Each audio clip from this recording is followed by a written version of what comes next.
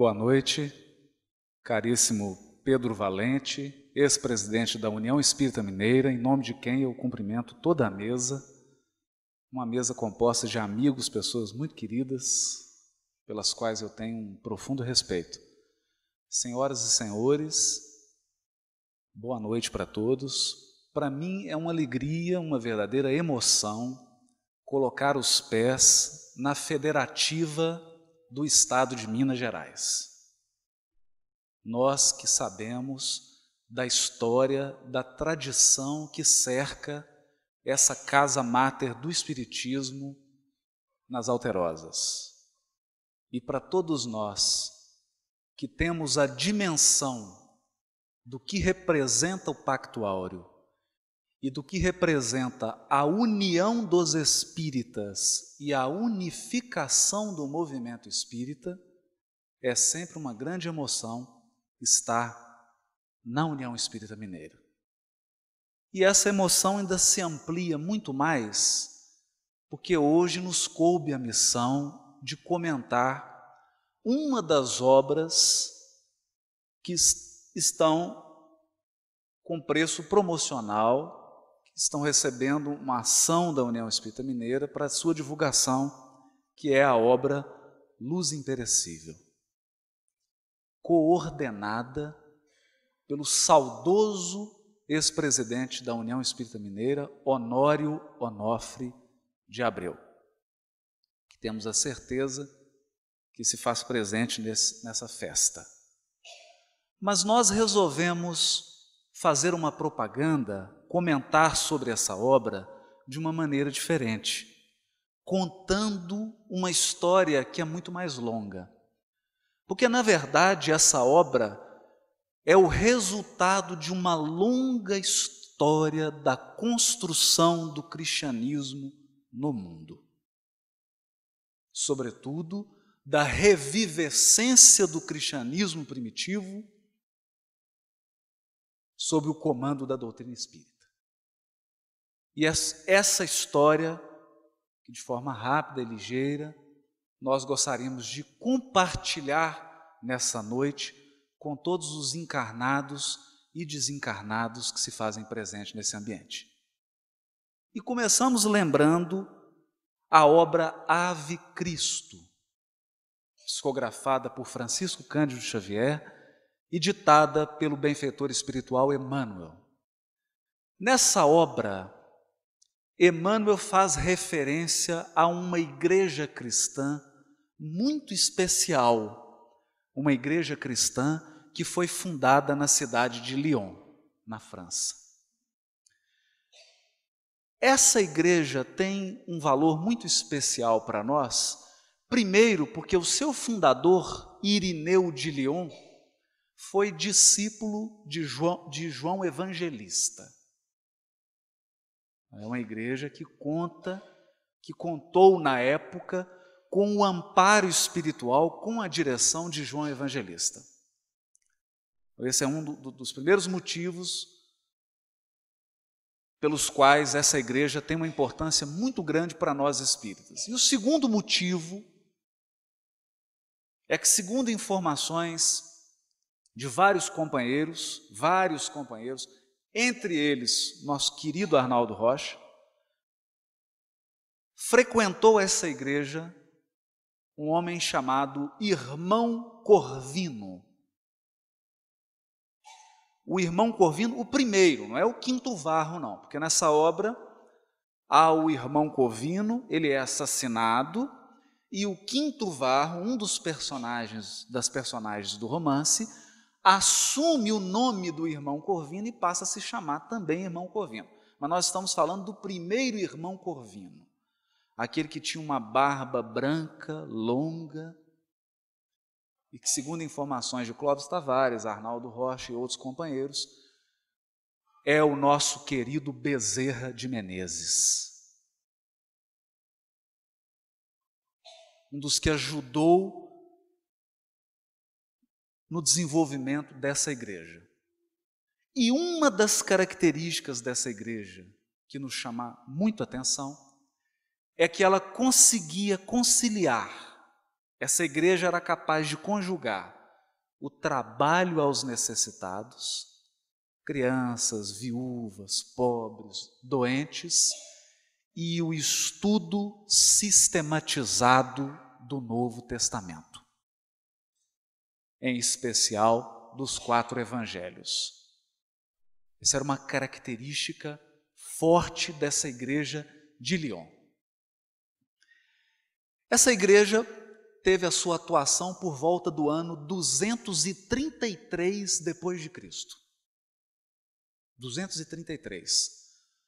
Antes do cristianismo sofrer as deturpações que viriam a desfigurá-lo completamente.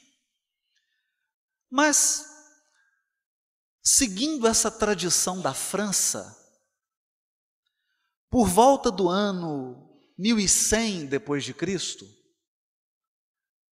a França vai observar o nascimento de um movimento extremamente importante, que é o movimento dos cristãos que se chamavam cátaros. Cátaros. Esses cristãos se destacaram porque eles fugiam daqueles dogmas tradicionais, daquelas práticas puramente ritualísticas, e se destacaram pela recuperação das práticas do cristianismo primitivo. Práticas do cristianismo primitivo. Entre elas, o auxílio aos necessitados de toda ordem, a prática ostensiva da mediunidade e o estudo sistematizado do Novo Testamento. Como não bastasse, fora dos círculos do cristianismo, estava reencarnado na França, nessa época, uma das mais notáveis personalidades do judaísmo de todos os tempos. Um mestre judeu apelidado de Rash. Rash, que é uma abreviação de Rabi Shlomo Yitzhak. Nascido em 1040 e desencarnou em 1105. Nasceu na cidade de Troyes, na França, próximo mais ou menos do sul da França, próximo da região dos cátaros. E o que há de extraordinário nesse homem? Por que estamos citando ele? Esse homem, que era um lavrador, um agricultor, dono de um pequeno pedaço de terra, durante o dia ele com as próprias mãos cuidava dessa terra, mas à noite ele se dedicava a um grandioso projeto. Esse homem comentou todos os versículos do Velho Testamento. E não só. Todos os livros da tradição judaica. Mishnah, Talmud, tanto da Babilônia quanto de Jerusalém. É considerado um dos mais produtivos escritores de todos os tempos do judaísmo. E o que nos chama atenção nesse homem, já que ele está no círculo do judaísmo, não está nem dentro do cristianismo, é a forma como ele aborda o texto do Velho Testamento. O Rash separava algumas palavras, algumas frases do Velho Testamento e fazia pequenos comentários sobre esses trechos. Comentários, em sua maioria, espetaculares. Porque ele não ficava preso a aspecto histórico, não ficava preso ao aspecto puramente literal, não. Ele conseguia extrair o espírito da letra, fazia um trabalho muito primoroso de análise de cada palavra, do significado da palavra, do contexto histórico, mas não ficava preso nisso. Era capaz de tirar o significado espiritual. e muitas vezes ele retira dos versículos do Velho Testamento determinados significados de impressionar até mesmo nós espíritas. Tamanho conteúdo de espiritualidade desses comentários. Estava gravado, por escrito, de uma vez por todas, essa tradição de interpretar frases e palavras das Escrituras Sagradas. Mas no período de 1668 a 1681 que acontecerá na igreja de Ávila, na Espanha, algo muito caro ao coração de todos nós, espíritas, sobretudo aqueles que estão mais vinculados ao aspecto do espiritismo enquanto cristianismo redivivo. Um padre chamado Padre Damiano,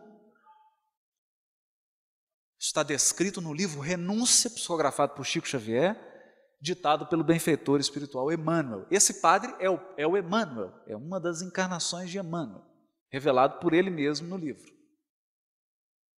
Ele recebe uma aluna, mas uma aluna muito curiosa, que era um anjo, um espírito de extraordinária evolução. Mas naquele momento, em matéria de interpretação do Novo Testamento, o professor era Emmanuel, na veste física de Padre Damiano. E de 1668 a 1681, Alcione tem lições de interpretação do Evangelho com o professor Padre Damiano Emmanuel. Depois dessas lições, ela regressa para Paris e instaura o culto no lar, na casa da família. E os familiares tinham um hábito interessante. Eles abriam uma passagem do Novo Testamento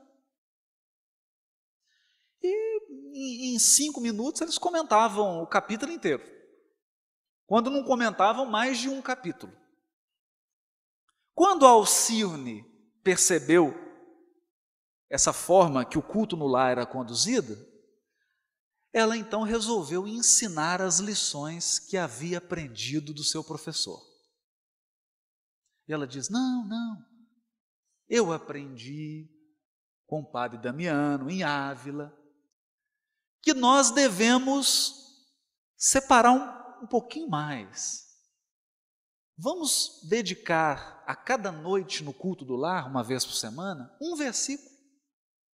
Porque lá em Ávila, na Espanha, nós estudávamos um versículo por noite. E não raro, um versículo continha material para várias noites de reflexão. E ela então diz assim, agora vou ler literal. Lá na Espanha, explicou a jovem delicadamente, líamos apenas um versículo de cada vez. E esse mesmo versículo, não raro, fornecia cabedal de exame e iluminação para outras noites de estudo. Chegamos à conclusão de que o Evangelho, em sua expressão total, é um vasto caminho ascensional, cujo fim não atingiremos legitimamente sem o conhecimento e a aplicação de todos os detalhes. Detalhes. Eu não quero aqui dar uma de Roberto Carlos, né? Apesar do tom formal, né? Mas é uma questão de detalhes. Detalhes. O detalhe de uma palavra o detalhe de uma personagem citada naquela passagem específica do Novo Testamento. Às vezes a lição está no cargo que aquela personagem ocupa. Às vezes a lição está no local onde o fato ocorreu.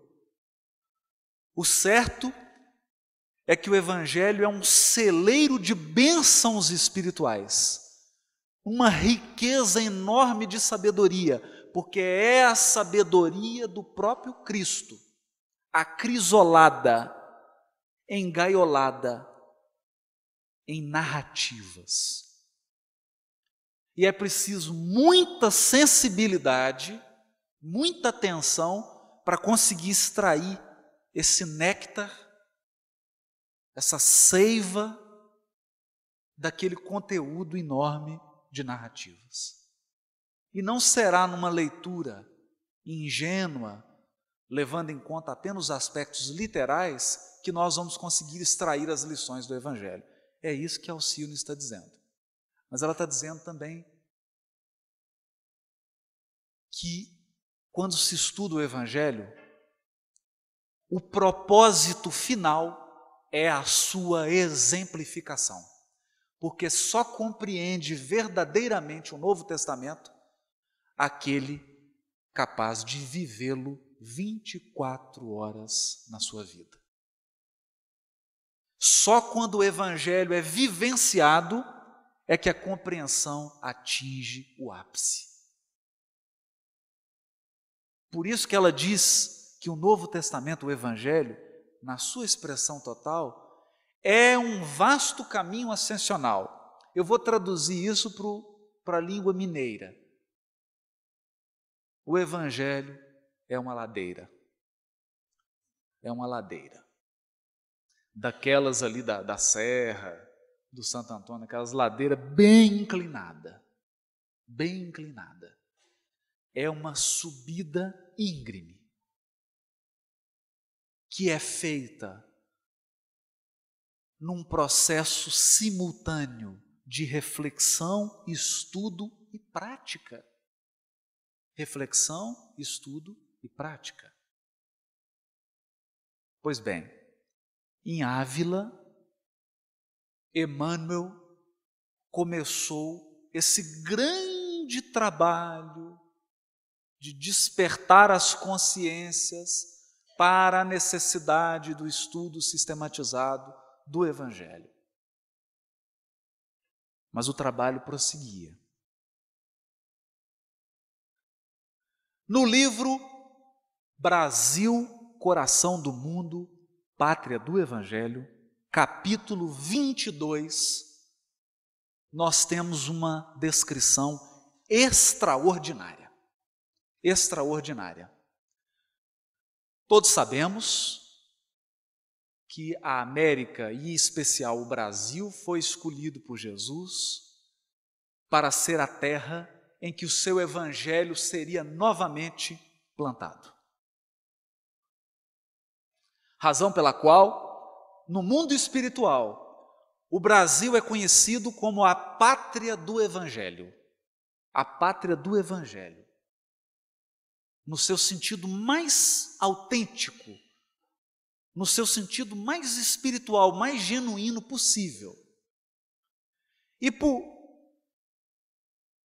volta do final do segundo reinado, nós ainda tínhamos reis no Brasil, Ismael faz uma palestra no mundo espiritual para uma assembleia de espíritos notáveis, todos eles colaboradores diretos de Ismael. Ismael, para quem não sabe, é o braço direito do Cristo no Brasil.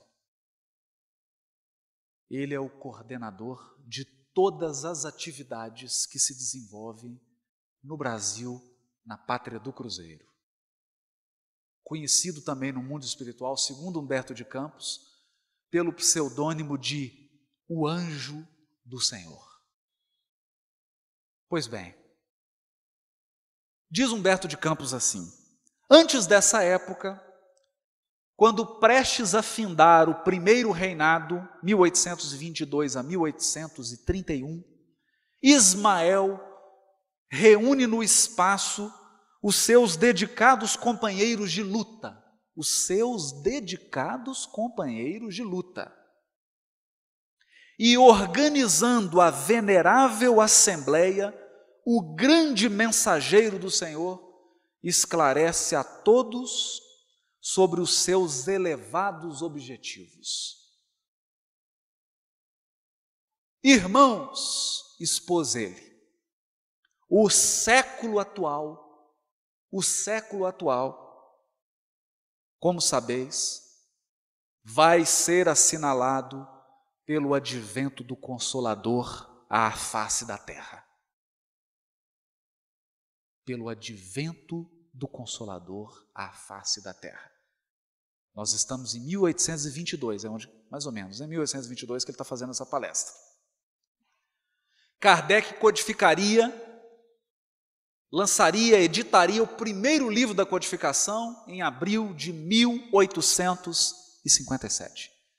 1857. Essa é a data especial. Então diz Ismael, esse é o século em que vai ser assinalado pelo advento do Consolador à terra. Nestes 100 anos se efetuarão os grandes movimentos preparatórios. Nestes 100 anos se efetuarão os grandes movimentos preparatórios dos outros 100 anos que hão de vir. Pois bem, meus irmãos e minhas irmãs, Ismael reúne companheiros de luta para traçar um projeto espiritual que durará 200 anos. 200 anos. 100 anos preparatórios e mais 100 anos de concretização. Mas não nos enganemos. E para descobrir isso aqui eu tive muito trabalho. Muita conta. Já não estou aguentando mais fazer conta. Porque os espíritos contam os séculos diferente da gente. E como que eu descobri isso? Em entrevista perguntaram a Francisco Cândido Xavier. Segundo a espiritualidade superior,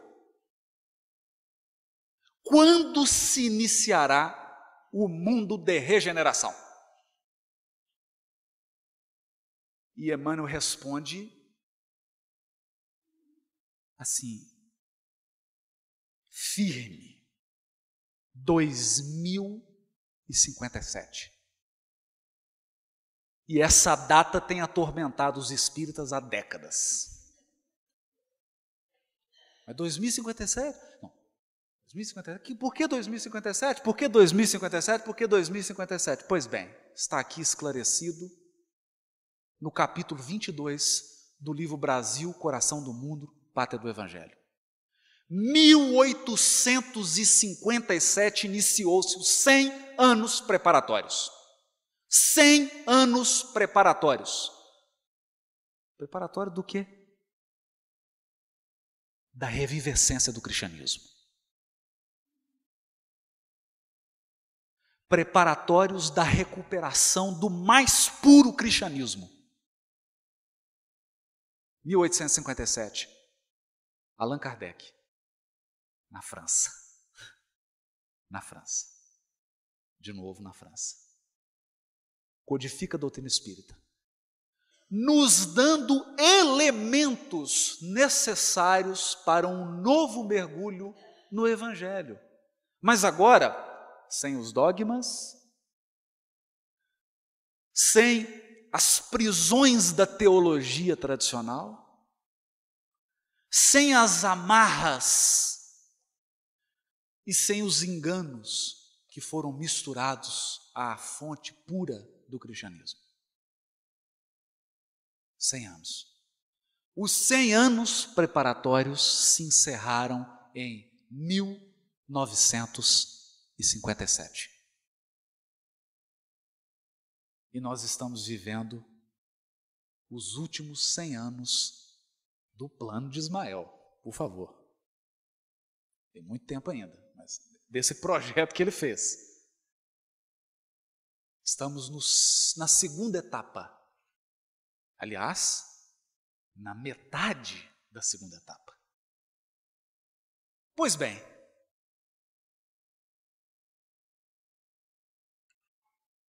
antes de se iniciar a segunda etapa de 100 anos,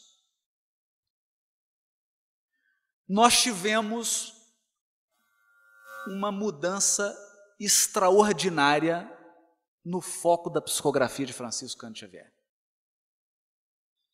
Lembrem-se, 1957 era o marco para terminar os 100 anos preparatórios. E em 1957, iniciariam-se mais 100 anos que terminam em 2057, quando a semente do mundo de regeneração, quando a semente estará plantada. Semente, porque tem muita gente achando que já vai colher fruto maduro no pé.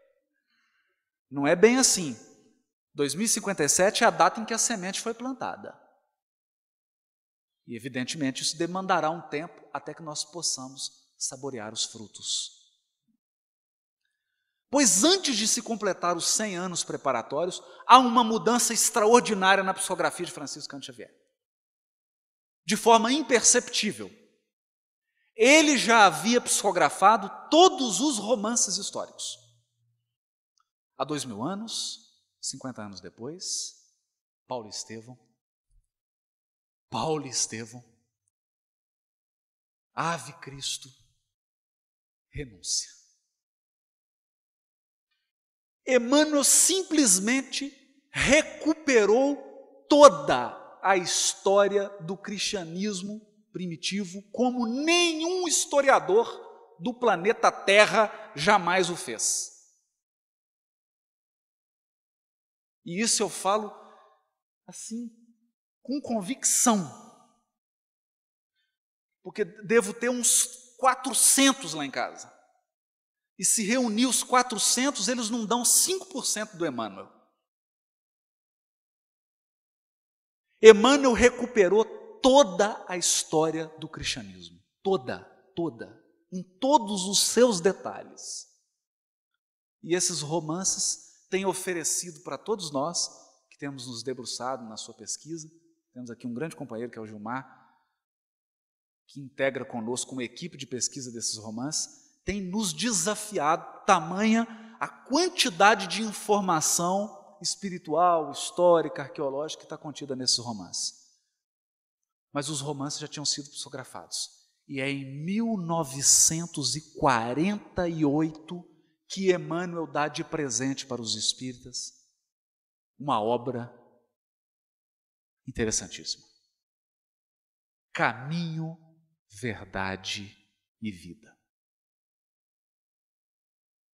De forma despretensiosa, esse benfeitor espiritual recupera a tradição de interpretação do Evangelho, palavras, versículos, passagens.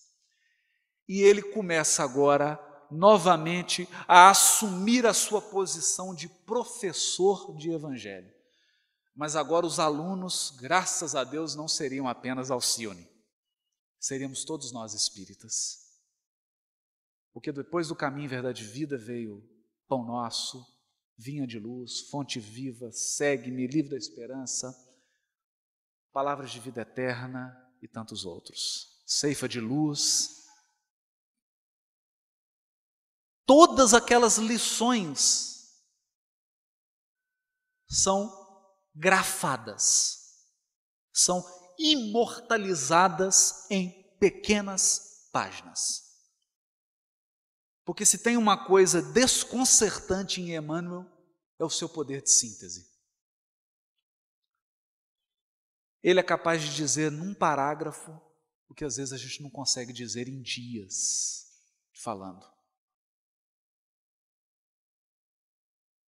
Pois bem, estava plantada no terreno espírita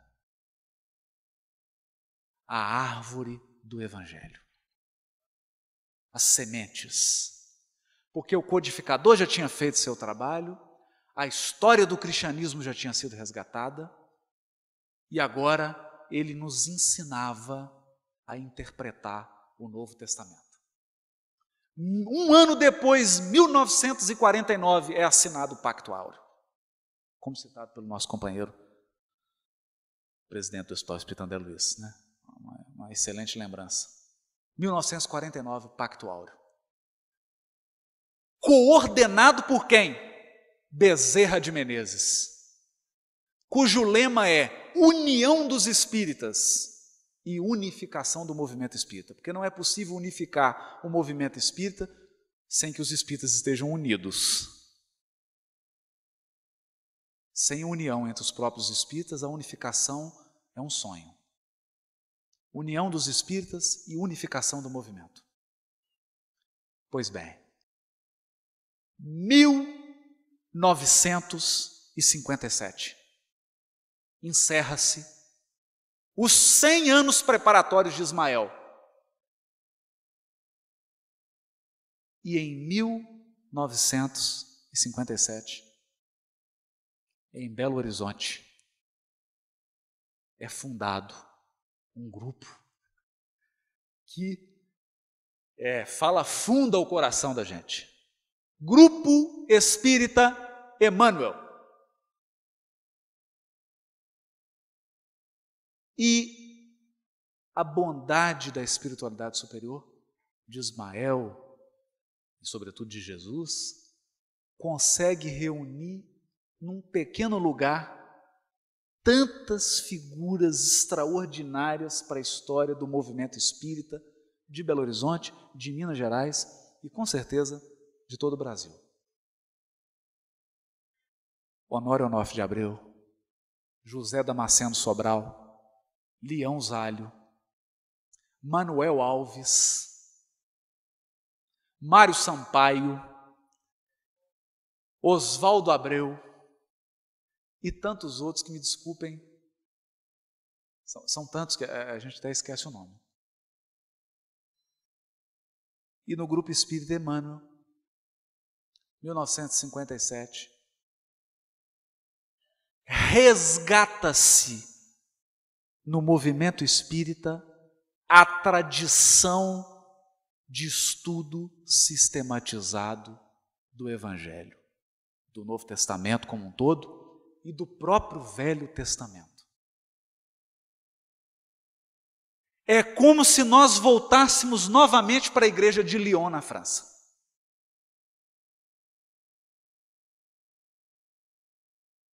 Voltássemos novamente para a igreja de Lyon. E hoje, meus irmãos, a minha missão é apresentar essa obra, Luz Imperecível, que é uma compilação de décadas de trabalho de José Damasceno Sobral, Manuel Alves, Oswaldo Abreu, Leão Zálio e Honório Onofre de Abreu, que foi o coordenador dessa obra. E o que nós vamos encontrar aqui?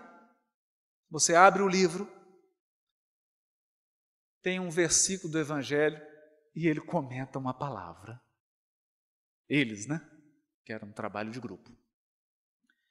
Eles comentam uma palavra, um verbo, às vezes um cargo, uma notícia histórica, e dali extraem a essência espiritual à luz da doutrina espírita. Ou seja, sem se afastar dos postulados, das bases do codificador Allan Kardec. À luz da doutrina espírita. E eles dizem assim: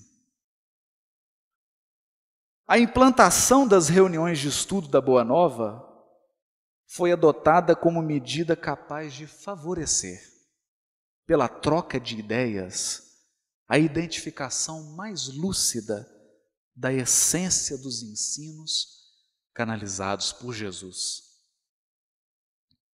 Num ambiente descontraído, ao embalo do entusiasmo e vontade de aprender, o trabalho é elevado ao efeito em torno de uma mesa. Com ampla troca de ideias, argumentos, cotejo de referências bíblicas, comparações, pesquisas em livros ou peças avulsas que tratam do assunto, toda a atenção é direcionada para o versículo evangélico escolhido, que verte da letra seu conteúdo sublimado. E há 22 anos atrás, agora eu não vou revelar a minha idade, né? Há 22 anos atrás, eu entrei pela primeira vez no Grupo Emmanuel. E pela primeira vez, olhei face a face para Honório Onofre de Abreu. Era uma reunião de estudo do Velho Testamento, do livro Gênesis. 10 pessoas. 10 pessoas comigo, né? Todo sábado. E às terças-feiras, uma reunião, que era também pequena, de estudo do Evangelho. 22 anos atrás. E aquilo foi como quem nunca viu mel encontrar potes de mel abertos para poder se deleitar. E assistia, ficava encantado, e jovem, entusiasmado, não sabia nada dessa história aqui, né? Não sabia nada disso de 100 anos preparatórios de Ismael, próximos 100 anos, é que eu descobri agora, né? Não sabia nada disso. Comecei a aprender, a extrair conteúdo espiritual do Evangelho à luz da doutrina espírita. E num certo dia, num arroubo, num ímpeto, numa quase ousadia, eu, um jovem de 16 anos de idade, procuro um senhor já, Honório era um senhor, e falo para ele assim: o senhor me ensina a estudar Evangelho? Ele virou para mim e disse assim: você tem algum compromisso terça-feira à tarde? Não, quarta-feira à tarde? Não, nenhum, estou livre. Venha aqui ao Grupo Emmanuel 3 horas da tarde. Quarta-feira, 3 horas da tarde, eu chego ao Grupo Emmanuel. Praticamente cheguei, 3 horas em ponto, ele para o carro, em frente ao Grupo Emmanuel, abre, não tinha ninguém. Não tinha ninguém. Abre o Grupo Emmanuel, me leva para uma salinha lá dentro, pega todos aqueles dicionários bíblicos, bíblias, material e codificação e tudo. Agora muita gente vai ficar com uma pitadinha de inveja, né?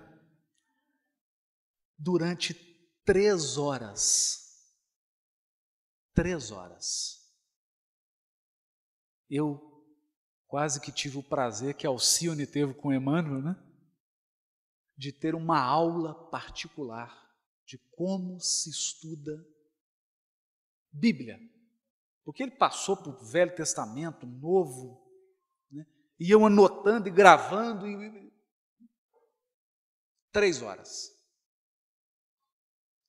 Que foram um marco decisivo. Porque eu pude ver o que era essa tradição de estudo do Evangelho na prática. Porque ela não é uma tradição mágica, não tem mágica aqui, tem muito esforço. Ele estava cheio de dicionários, de chave bíblica, todo um material, e ele consultava aquilo com uma velocidade, mostrava que ele tinha uma intimidade com aquele material, né? E ia pegando Emmanuel e tirava um versículo, e citava uma coisa daqui, e eu quase tonto, aprendendo a estudar o Novo Testamento. E pouco tempo antes dele desencarnar, aí realmente foi um presente. Eu tive um privilégio. Ele recebeu um convite da Federação Espírita Brasileira para elaborar o EAD, Estudo Aprofundado da Doutrina Espírita, naquela apostila chamada Parábolas e Ensinos de Jesus. E o convite da Federação Espírita Brasileira foi o seguinte: fizeram para ele: Seu Honório, nós sabemos que Minas Gerais, especialmente Belo Horizonte, tem uma rica tradição de estudo do Novo Testamento. Mas há estados da Federação Brasileira, em que algumas pessoas que frequentam casas espíritas não sabem nem quantos evangelistas nós temos. Então a FEB sentiu necessidade de, tendo em vista o trabalho da codificação e considerando que o Espiritismo é o cristianismo redivivo, começar a estimular nas federativas espíritas o estudo sistematizado do Novo Testamento. E convidou ele, então, para elaborar esse trabalho, que seria um trabalho bem simples, porque nós temos que pensar em pessoas que estavam começando, né? Não dava para ser um trabalho dessa profundidade aqui, né? Era preciso ensinar as primeiras letras. E eu fiquei assim, emocionado e surpreso, quando ele me ligou, me convidando para cooperar, para ajudá-lo nesse trabalho. E aí, com certeza, foram muitos meses de lições e de aprendizado ao lado dele, né? Algumas dessas lições aqui na União Espírita, na sala do presidente. Na época ele era o presidente da União Espírita Mineira. E com isso, nesse contato com ele, além de entender a proposta e entender o trabalho que implica essa proposta, eu pude me conscientizar de uma forma muito especial do que está descrito aqui no prefácio com o título Advertindo, 3 pontos. Advertindo, 3 pontos.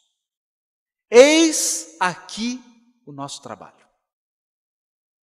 Oferecemo-lo aos estudiosos como simples e modesta colaboração. Cabe-nos advertir que ele não constitui o marco inicial. É verdade. Nós vimos isso aqui hoje. Ele não constitui o marco inicial, porque outros já o fizeram, e de maneira extraordinária. Nem é o ponto final. Nem é o ponto final. Estamos em evolução. Evoluem as ideias, os métodos, tudo. Que sirva de inspiração a outros tarefeiros que possam, com a ajuda dos prepostos do Senhor da Seara, desvendar novos caminhos para aprendermos, sentirmos e exemplificarmos as lições do Mestre. Pois bem, meus amigos, restam-nos 50 anos para a concretização do plano de 200 anos de Ismael. Resta-nos 50 anos. Não temos nenhuma dúvida que esse plano de Ismael significa revivescência do evangelho genuíno no Brasil e no mundo. E esse trabalho de revivescência do cristianismo passa necessariamente pelo estudo sistematizado do Novo Testamento. Pelo estudo sistematizado do Novo Testamento. E todos nós somos convocados a, com a ajuda dos prepostos do Senhor da Seara, desvendar novos caminhos para aprendermos, sentirmos e exemplificarmos as lições do Mestre.